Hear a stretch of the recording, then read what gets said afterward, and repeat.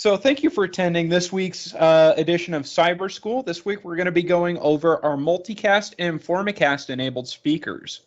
So this might be a little confusing just to start because our standard SIP speakers, our standard wall mount or ceiling mount SIP speakers do support multicast, and the InformaCast version does support InformaCast. But we've got a specific line of two speakers pictured here. On the left-hand side, we've got our wall mount speaker, and on the right-hand side, we've got our ceiling mount speaker. We got a lot of requests from multiple different customers that while our speakers were awesome and they were packed full of features, they were a bit pricey, especially for people that only wanted them for InformaCast or multicast announcements. They didn't need any SIP registration. They didn't need an onboard relay or any of the other multitude of features you get with our standard speakers. So that got us mulling around for a little bit, and we came up with these two speakers that we have here, both our wall mount and our ceiling mount option. That's available in the multicast or InformaCast flavor, depending on what paging or notification system you'll be using for your emergency notification.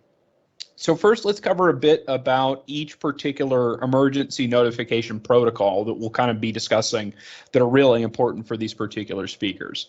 So first, let's cover multicast and just get that out of the way. For anybody that attended last week's training, this will be pretty much review, but multicast is basically the best way to get audio to multiple devices simultaneously. This is done by sending a multicast stream, which is sent out to a specific IP address and port that other devices that are listening to, in this case, those multicast speakers, or frankly, any other CyberData product, can listen to that particular address and port combination. And when a broadcast comes through, they'll actually play it. So it's a really, really simple, easy way to make broadcasts and notifications on a network with kind of an open source proprietary or not proprietary protocol or function that's a way to just be able to get that message across to multiple devices simultaneously. To set it up, it works very akin to setting up, say like an AM or FM car radio, or, for those of us that grew up with actually having radios in their homes, where you basically just tune in the particular device to that IP address and port combination, much like you would tune your radio into a specific radio frequency to be able to pick up your favorite tunes or your favorite news broadcast or what have you. Growing up as a kid, I always listened to K-Rock, especially at night, tuning into Loveline with Dr. Drew on K-Rock. It was definitely one thing that I did as a kid, and the multicast is just a really easy to understand, explain if you've got an idea of what it's like to set up a recording or a radio to listen to a radio broadcast. Multicast is that same kind of sense where the broadcast is always occurring and you have to tune your device in by tuning into that particular IP address and port to be able to receive that broadcast. You're always going to get the broadcast, but you might not play it if you're not listening to that particular address and port combo. Just like your radio, whether it's in your car or in your home, are always technically receiving those radio broadcasts. They're just not playing it because you're not tuned into it. Multicast works in the exact same fashion. So next, let's kind of talk about InformaCast. InformaCast is very much like Multicast in where it's designed specifically to send emergency notifications, but since it's a proprietary protocol that was designed by the company SingleWire, it's frankly a lot more powerful than Multicast is. It's essentially the Multicast Plus, where it's got a lot more features packed into it and can do a lot more stuff. So it can send either text or, no, there's a typo there. Oops. It can send text or audio-based alerts. And it's really, really powerful because it's got the capability to span wide area networks and be able to, even if remote, if you're set up to receive InformaCast broadcasts, you can receive it whether you're on location or off location. One of the cool features of InformaCast is its capability to even send text messages, standard SMS messages to cell phones. It's a very, very powerful feature that's built into InformaCast, and InformaCast is really kind of designed with emergency notification in mind. So frankly, it's one of the better options for any type of emergency notification. With that kind of proprietary and specialization to it, it becomes a little bit pricey. One, because it's got all those features packed into it, and two, it's got kind of a legacy high price because it was typically packaged with Cisco Call Manager, which always just kind of bumped up the price to get into a particular phone system. Since it was just packaged with Cisco Call Manager, it was just kind of expected that it was going to be a little bit more higher price, a little bit more higher end. So it's mainly used in schools and large companies. They're really kind of the target market for InformaCast because it's really designed around emergency notification and wouldn't really make sense for, a small mom and pop auto shop or, really, like small to medium sized business. It wouldn't really make sense. You could use it, but it would be overkill. If you're just dealing with one location, you don't really have any remote workers or different sites that you would all need to receive the broadcast at the same time. InformaCast might be a little bit of overkill for what you're trying to do. So let's talk about the specific products that we have that are designed for this environment.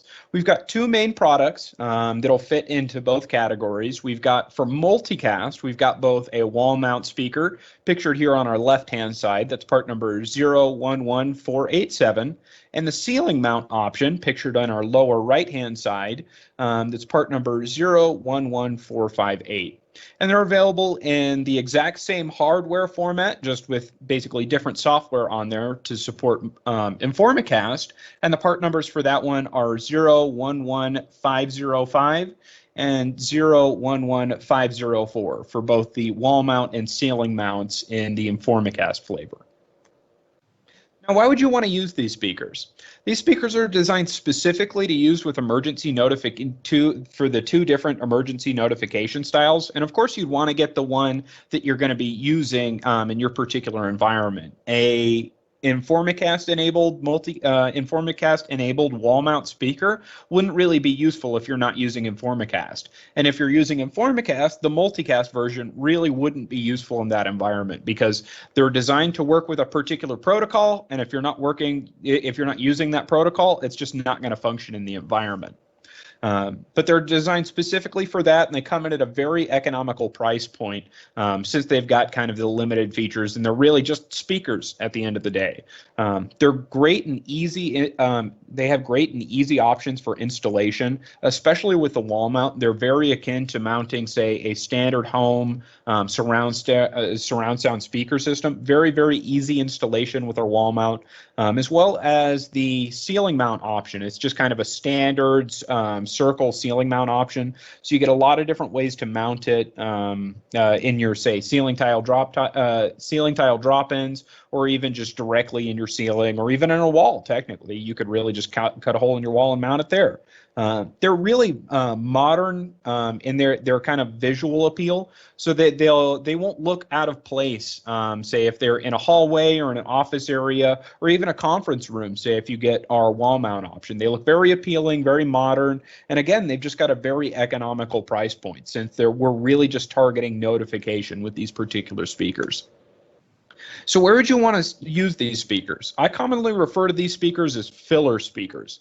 Basically anywhere where you wouldn't want the speaker to be individually addressable, meaning you wouldn't want to say with our SIP speakers, as an example, pick up a phone and directly dial that particular speaker. So if you're thinking like, say, our TalkBack speaker, you could put that in a classroom. That's one that you would want to individually address. You'd want to call up and have a full duplex conversation with one of those speakers, hence the higher price point. But if you're looking for speakers as just kind of a filler area, you need just that additional auditory notification. You don't need to be able to have, say, a full duplex call or the capability to call an individual speaker. These are ideal for those scenarios. So places like hallways, common areas, offices, or even conference room or classrooms are ideal for these types of speakers. Again, just places where you're just trying to get that notification out. You're basically just trying to push that sound out, and you need to make sure everybody hears it. You don't need to individually address these speakers. Say they're going to be for the elementary school only, the office only, an all page, where you're just trying to hit all of the speakers in one particular area. These are ideal for those scenarios. So let's talk a bit about mounting these speakers. This is one of my favorite options. I love our wall mount speaker just because it looks really clean, and it's got really two different ways to mount it. You can either use the keyhole mount. It's kind of very akin to mounting even some, say, paintings or wall art, where it's got that little keyhole in it where you thread the head of your nail or your screw through the bigger hole and just slide the speaker down. So that way it's just sitting right nice in there, flush in that keyhole. You've also got the option of our kind of swivel mount that's very akin to, say, a standard wall mount speaker that you would use for a home surround sound system. So first you would mount the actual bracket to the wall itself, and that gives you a really good range of motion in the vertical axis. Technically in about 200 degrees of range. So you get a really large range of motion on there. Then you would just attach the base mount, which would be your horizontal or your x-axis mount, to the back of the speaker, and then you just have a joint that kind of goes between the two. I've done this setup on my own. I actually installed these. We have these in our conference room at CyberData. They're really easy to install and manipulate, really easy to work with, very clean, simple, and with the two different ways to actually swivel and mount the unit with the vertical and the horizontal option, it gives you a perfect angle to be able to mount the speaker and position it in just the right way so the sound hits exactly what you want. You're not kind of fixed like you would be, say, with using the keyhole, where it's just going to be flush with the wall and the sound is just basically going to come out from the wall. If this is mounted in a corner, you can kind of angle the speaker away from that corner so that way the sound goes towards the center of the room. So the proper swivel mount is really the ideal way to mount it, but you get two different options. And then of course after mounting it, you just have to plug in your standard Cat5 or Cat6 PoE cable to be able to power and use the speaker. Next, let's talk about our ceiling mount option. So the ceiling mount option is a little bit more complex. It's not just kind of quick and dirty like the wall mount speaker is. It's a little bit more in depth, of course, since this one's typically going to be mounted in a ceiling tile. But what you'll want to do is you'll want to remove the front speaker of the grill, so that way you have access to the 4 screws that actually go around the front of the faceplate. And these pull in basically these little fins on the side of the speaker, so that way it actually clamps down onto the ceiling tile. So that way it basically just becomes one part with the ceiling tile itself. After you go and get that properly mounted to the ceiling tile, you of course want to connect it with a seismic tether. There's a nice little strap on the side of it that you can just basically wire into an eye bolt, and it makes it really easy to go and secure the unit into the ceiling tile, and that way in the event of an earthquake or a tornado or other kind of drastic weather-related event, the unit's not going to fall out and hit somebody on the head or frankly even damage the unit. You know, if it's wired to the eye bolt, you know, God forbid something happens, it's just going to kind of dangle there. It's not going to put any stress on the unit, any stress on the cable, and kind of protect that investment. So these are kind of two different ways to actually go and mount the unit, either with, you know, our wall mount with the multiple options with a wall mount, or the ceiling mount option. Great question here from Ken. Can the ceiling mount speaker be mounted in the wall? Technically speaking, yes, Ken, it can. Since it's just a standard circle ceiling mount, you would of course need to have a certain depth in your wall to be able to have the back of the speaker fit in there. So it's going to need not every wall is gonna be able to have the speaker go into it. You need, you know, kind of a larger depth in between the two sides of the wall to be able to fit it in there. It could be possible in certain scenarios, but I would really look at the walls in the area. Say, for example, the offices that we have around CyberData, you might be able to fit it in the wall, say into our conference room or outside of the conference room, because those are a little bit thicker walls, but it would be kind of close on that. Typically, I wouldn't really recommend mounting those in the wall. You could, but I would really recommend if you're going to mount something on the wall, going for our standard wall mount option, just because that one's a lot easier to mount and you wouldn't really need to have that really thick wall and a lot of extra space in between the two sides of the wall, that kind of interior space to be able for the inside of the speaker to fit in there. Plus, you have to go and route all the wires and everything through. It'd be kind of cumbersome to actually mount the unit in the wall. It's possible, but I wouldn't recommend it. So let's talk a little bit about setting these up here. So to set up the speakers, of course, for multicast, you'll want to tune these in to the particular address and port combination of the speaker itself, or of the broadcasting unit. So for our multicast system works in a proprietary system. Oh, Dennis has a great option here. So it would fit in typically a 2x6 stud wall, not really in a 2x4 stud wall. So it really depends on the size of the stud and how much room you actually have in the wall. Again, if you're trying to look for wall-mounted stuff, I really wouldn't recommend the ceiling mount speaker. The wall mount speaker would be a little bit more ideal. It's possible in certain scenarios, but I would really consult your installer and really consult any plans that you have to be able to determine if you can actually connect to it. So back to multicast. So to go and set up multicast, you'll of course have to set the different groups or priorities, as we call them on our multicast tab, for the device to actually receive the multicast. So our multicast system is kind of treated in a priority system, where priority 9 is going to be our highest priority and priority 0 is going to be our lowest priority. Although these are kind of reported a little bit differently. This is one thing we changed with our migration to a newer hardware platform. With those that are familiar with kind of our older speakers, we typically presented the priority from highest to lowest. Now in our chart, we present the priority from lowest to highest. The same priority system still works, even though priority 0 is at the top of the chart. That is the lowest priority, and priority 9 being at the bottom of the chart is treated as the highest priority and will supersede anything. The best way to really look at this and really understand which priority is higher than the others is to go off the priority column on the left-hand side of the page. So as you can see there, there's a different address and port combination for each of the different priorities that are used there. And you would simply match the priorities either here or on the sender device.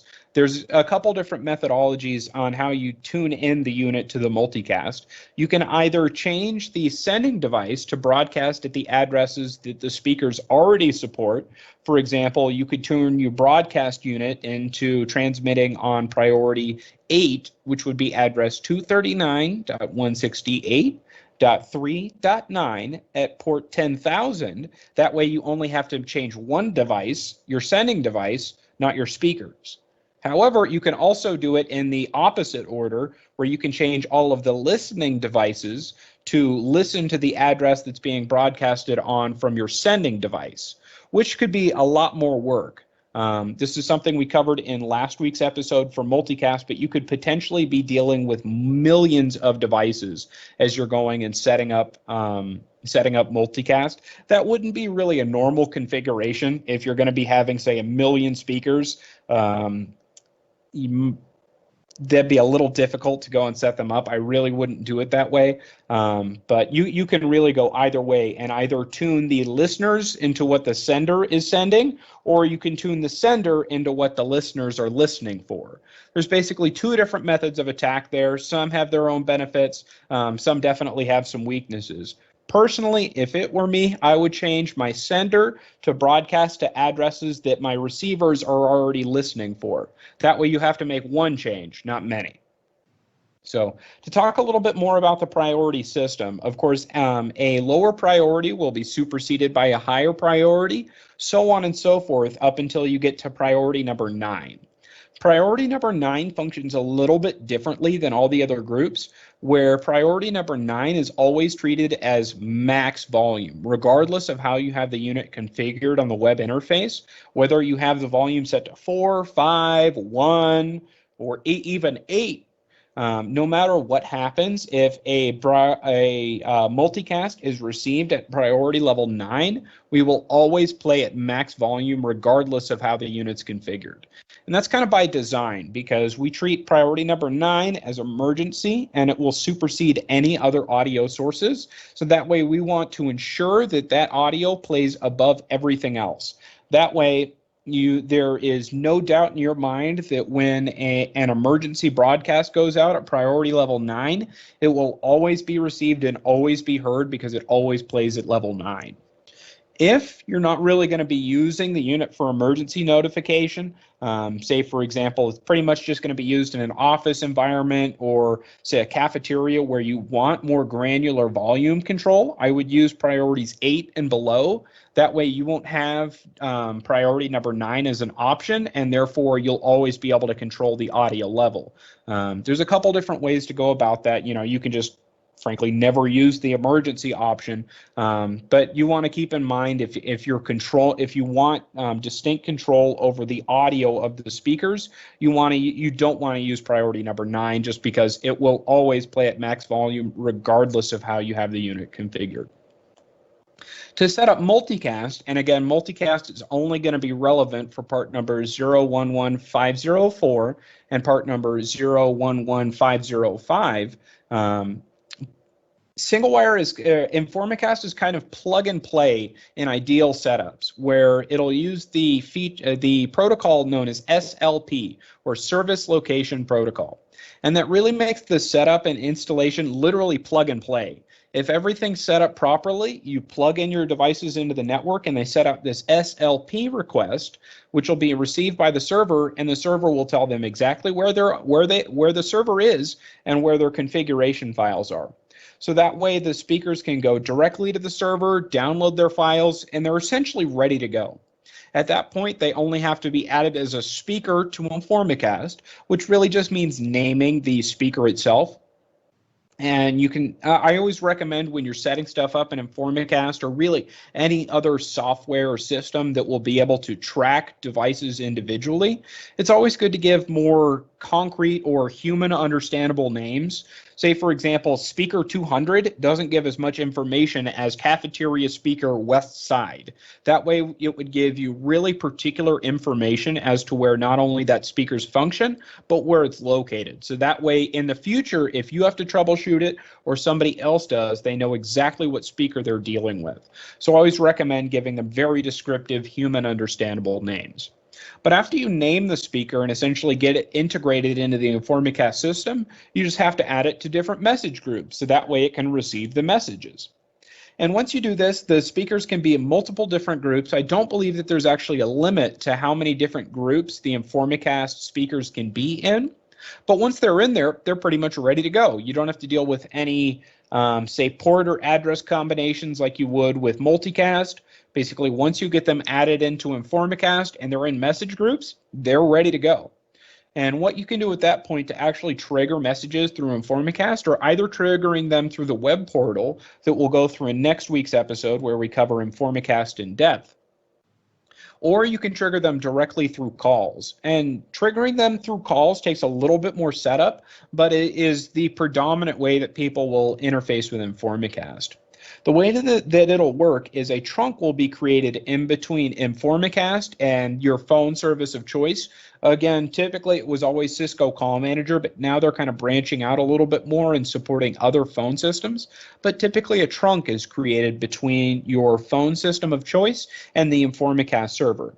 And to dial it, you would just dial a particular prefix. So as an example, you could dial 9 and then a number that would correspond with a particular message. 9 meaning to dial the trunk that would route to InformaCast, and then another series of numbers, for example's sake, 1, 2, 3, to be able to pick a particular message. So a user would just pick up a phone and dial 9, 1, 2, 3, again 9 to trigger to route the call to InformaCast, and then 1, 2, 3 to play the particular message. And that 1, 2, 3 would correspond on the InformaCast side to not only a particular message, but a message group. So that way you can literally just pick up a phone, dial 9, 1, 2, 3, and hang up, and you can play that particular InformaCast message. And then depending on how that message is set up, it can either repeat a certain number of times, repeat again until the message is triggered again. So to cancel the message, you would call back in and dial 9, 1, 2, 3 to cancel the message. It really kind of depends on how the system's set up. InformaCast is really powerful and can not only send just kind of pre-recorded audio files, but what they call ad hoc pages, which are essentially live pages, very akin to what you would get from, say, our SIP paging server or a multicast microphone, where what you're saying would come out live out of the speakers. And they do all support what's known as a buffered option. So that way the page will be recorded and then played after the page has ended. So you get a lot of capability with InformaCast, and it's honestly one of the easier things to set up using any of our products. I do a lot of setup of our products on a lot of different systems, and InformaCast, hands down, is probably one of the easiest to set up, assuming all of the kind of groundwork is done and SLP is enabled on the network. If for some reason SLP isn't an option on the network, say if you're using a remote site, there's a couple different reasons why you might not be able to use SLP on your network. But if you're not able to do that, we have a way to point the speaker actually directly to the file that it'll use, and that would be done on our device page, where you'll actually set the full address of the speaker itself, or excuse me, the configuration file itself, and when the speaker boots up, it'll go over and check that particular file and then sync up with InformaCast. So whether or not you're using SLP, there's plenty of ways to set up CyberData speakers to work on InformaCast. So we kind of covered this a little bit, but just for kind of a recover here on how to use InformaCast. You'll first want to set the devices to listen to the particular address and port combination for multicast, and then you'll want to set the device that will send that multicast to the speakers. And once you get those two talking to each other, the sending device transmitting on the address and port combination that the speakers are listening for, then all you need to do is send the multicast. So it's a really easy protocol to set up, and we'll cover that a little bit more as we get to devices that CyberData manufactures that can actually send multicast. So those two main products are our SIP paging server, part number 011146. It's got 100 different multicast groups in it, as well as scheduled event capability. So it's a really powerful unit, and that really becomes the kind of head of your paging system if you're going to be using multicast. Because not only, again, it has those 100 different multicast groups, so you get way more groups than you'll probably ever need, but it's also got stored message playback as well as the scheduled event feature that I highlighted here. Scheduled events are really, really useful, but I think commonly people get confused with scheduled events where they think that, oh, a scheduled event is just a way for bells to go off. It's essentially just a bell scheduler. And in a sense, yes, absolutely. It can play a bell file at a particular time. Say the opening bell for a day of school, a break bell at lunch, a shift change announcement. At the root of, if you boil all of those features down, what it's doing is at a particular time, it's playing an audio file. And that, if you think about it in that kind of context, makes the SIP paging server a really powerful unit. Because if you need to send any audio file, whether it's a bell, a shift change, a just general announcement in a department store or a grocery store, if you need to just send an announcement at a particular time, the scheduled event feature is really, really powerful. And that's sent not only through the physical line-out connections of the paging server, both its tip and ring and RCA connections, but it's also sent back across the network as multicast. So that way it can be picked up by our multicast wall and ceiling mount speakers, as well as, frankly, just about all other CyberData products. So it makes it a really, really powerful unit. And when you throw that into the mix in any kind of multicast system, it really becomes the brains behind everything. We've also got what we call our multicast microphone, and that's part number 011446. This one's really kind of a specialty use, but it's a very, very powerful unit. I think it's really useful for schools, grocery stores, and even just general installers, people that are working with multicast environments and would be setting up multicast paging systems, because it's a very simple way to just send multicast across the network. So it can be useful in schools by just pressing the button and you can make your general morning announcements, or if you need to frankly make any announcements through your multicast based paging system, you can do that with the multicast microphone. It's really useful in stores that are also using the multicast paging system, using, say, our SIP paging server or just any devices that receive multicast, where it's really easy to just make announcements, say if they need more checkers in the front, somebody needs help out to their car, or what have you, any kind of announcements that they need to make. It makes it a really easy way to use the multicast microphone, where you just hold down the button and you make your announcement. I think it's another really useful use case for the multicast microphone is for installers that are going to be dealing with, say, our standard multicast speakers or even our SIP multicast or our SIP-based speakers that also support multicast. And these are really useful because you can set up essentially the all-page notification group. And say if you're one or two people that are dealing with the installation at a larger site, if you've got a PoE connection on the same network segment that the speakers are, you can just plug the multicast microphone in, wait for the microphone to boot up, and just check that the speakers are actually receiving the broadcast at that particular address with a little unit that as soon as you go and confirm that the connection works, you unplug from the wall and carry on to the next room to verify that the speaker works, that it's playing the actual broadcast, the volume levels are good. It makes it a really easy way to troubleshoot multicast setups that is frankly just a little unit that when you're done with it, you unplug it, you put it back in your tool bag and you carry on. So there's a lot of different use cases for the multicast microphone, but I think it really excels in areas where you just need to make those kind of general announcements to a single paging group.